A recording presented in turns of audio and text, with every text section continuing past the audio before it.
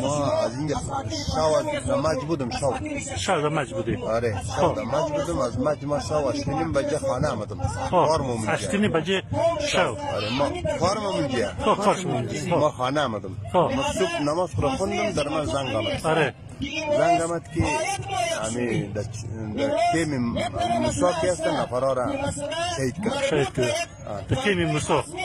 بود منطقه گشتریه دان بندلگود آره دان بندلگود باز ما از اینجا رفتیم بابی امزی همسایه ما که یا خانواده 5 شهید داده همین روی داری همسایه ما همسایه شما 5 نفر از یک فامیل همونجا چی شده؟ آفرین 5 نفر از یک خانه همونجا شهید داده باز ما ایره گرفته بردم مادر یزورا ایره گرفته باجی خوب بردم در مچ باز من گرفتی درات دازی پادر ازی 3 دفعه زنگ آمد باز ما ازی پرسان کردم کی بود بله کم که است دوست پیش شده خلجی باز ما اون گرفت ما خبر داشتم باز پیش ازی گپ نزدم اون گرفتی که 3 دنه شهیدار در برو حلال کردن بیرون دروازه اتاق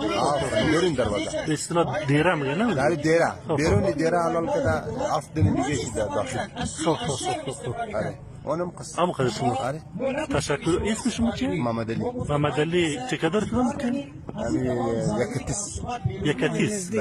همین نزدیک